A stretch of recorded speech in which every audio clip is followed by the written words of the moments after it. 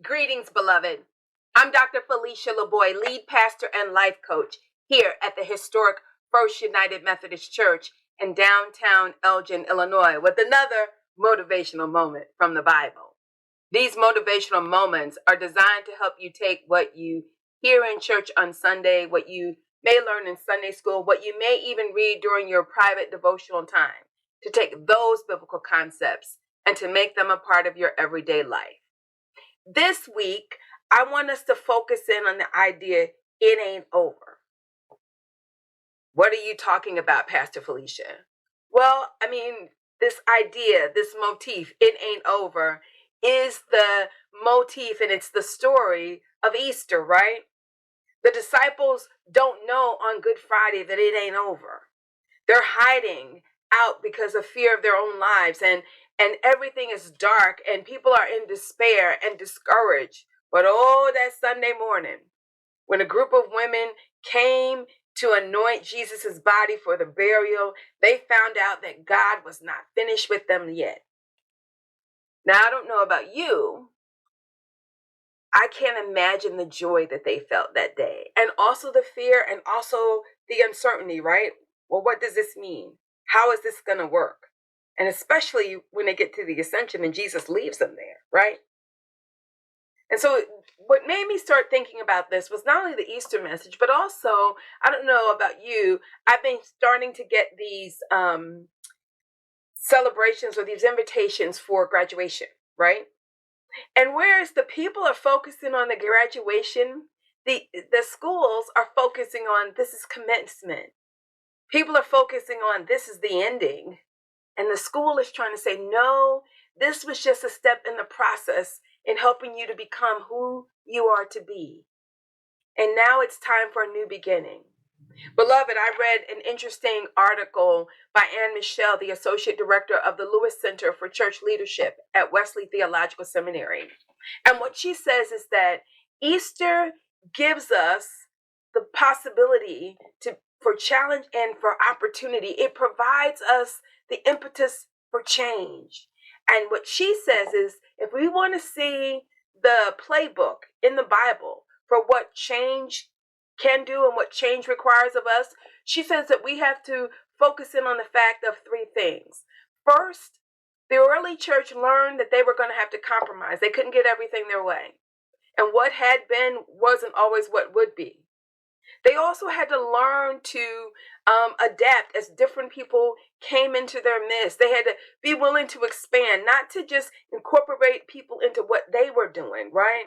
They had to learn to change. We see that easily in the story with Peter and Cornelius when the Gentiles began to show up at the church. And then they have to do something even more remarkable than that. You start reading through the latter parts of the books of Acts, and if you get a good commentary and study along, what you will find out is that they had to learn to meet people on their own terms. For too long in our nation, Christianity has been the dominant religion, right? But we have all kinds of people, and some people demand, well, people should just snap up and stand up. No, God never told the people to do that. He told the church to go and make disciples. Not clones, not people who just believe like us, but to go and to teach them about him. And the message was real simple that first church had to learn about. It was Christ in him crucified, and that he's risen from the dead, and that new life is possible in every area of your life. You study out the Apostle Paul through his travels, every place he goes, to the Galatians, to the Ephesians, when he's on Mars Hill. He's talking and engaging them right where they are. He's going to meet them right where they are. And he's not talking some super spiritual idea or language that they can't understand. He's just being down to earth with them. And after all, isn't that what Jesus has done for us? Jesus has made himself, he put himself in the flesh so that we would know what it was like. Beloved, we know that our church has done all of this work. That gang of 17 or however many there were of us have done the work to change our structure and to make sure that we had our values and all that in place.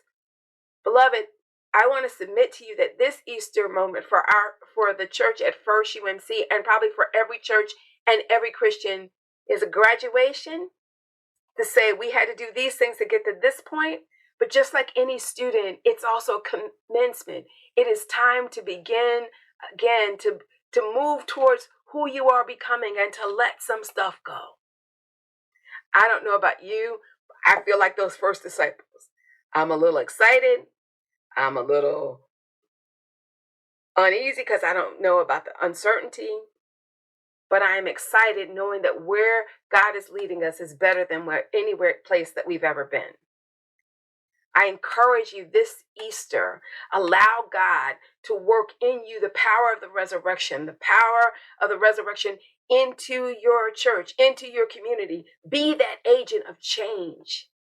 Be willing to compromise. Be willing to accept people's other cultural differences, even that's something as simple as talking to someone that may be liberal if you consider yourself to be more conservative. Either way, open yourself up to the immense opportunities that God has for you. This week's Refresh Your Soul moment comes from a song that was written in 2007, but I think so appropriate. The title of the song is It's Not Over, or It Ain't Over, and it's by Maureen Brown Clark. And what she says in it, because we can get discouraged when we have to start again, right? She says, God never told us that the battle would be easy. What we have to know is that God is with us at every step along the way, and that even when we fail, even when we make mistakes, those are just signposts that learning is going on. I don't know about you, beloved, but I am excited. Remember, it ain't over till God says it's over. Now stick around for that Refresh Your Soul moment, and I'll catch you here next week. Be blessed. I love you. I'm Dr. Felicia LaBoy, lead pastor, life coach here at the historic First United Methodist Church in downtown Elgin, Illinois.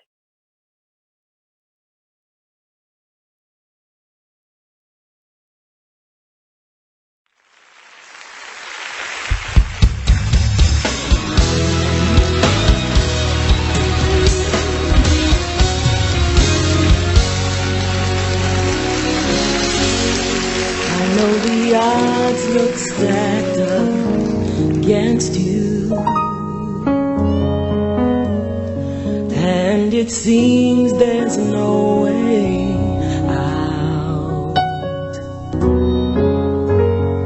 I know the issue seems unchangeable, and that there's no reason to shout, but the impossible is God's chance to work a miracle,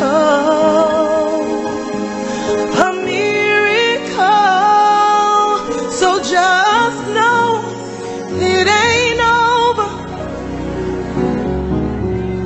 until God says it's over. It ain't over until God says it's done. No, no, no, no, no. It ain't over until God says it's over. Keep fighting until your victory is won.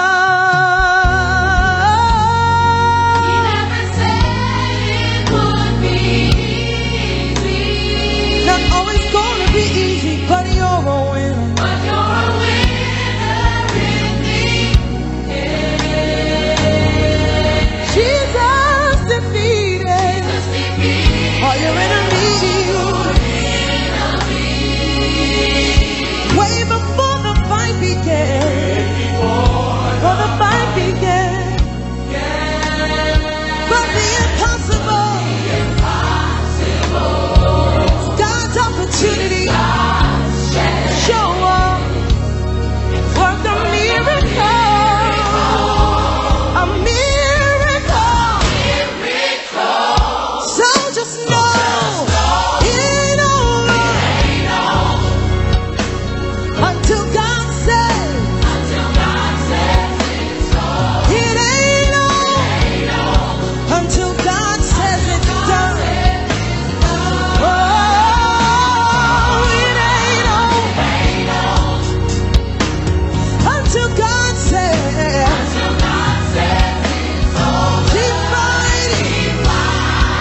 till your victory. Oh, when people say you can't, remember He can. When you don't know what you're gonna do, please remember He will free you from your sin and give you peace within. So you better hold your head up high. You're gonna win. Yes, you're gonna win. 'Cause it ain't over until God says it's over. It ain't over until God says it's finished. He says amen. It ain't over until God says it's over. Keep fighting, and you better keep praying. Keep fasting. It ain't over. No. Keep pressing. Progressing. Keep moving. It ain't over. Oh, keep reading. Interceding. Keep believing. Keep believing. It ain't over. No. Keep trusting. You better keep on trying. Keep persevering.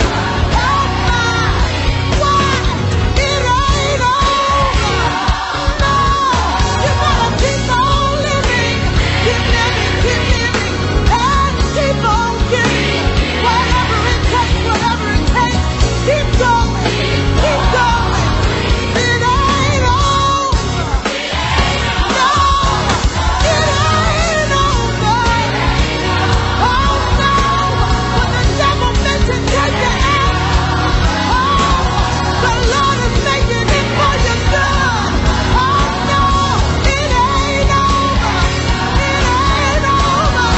Tell your friends, tell your family, tell everybody, let the world know you're not out.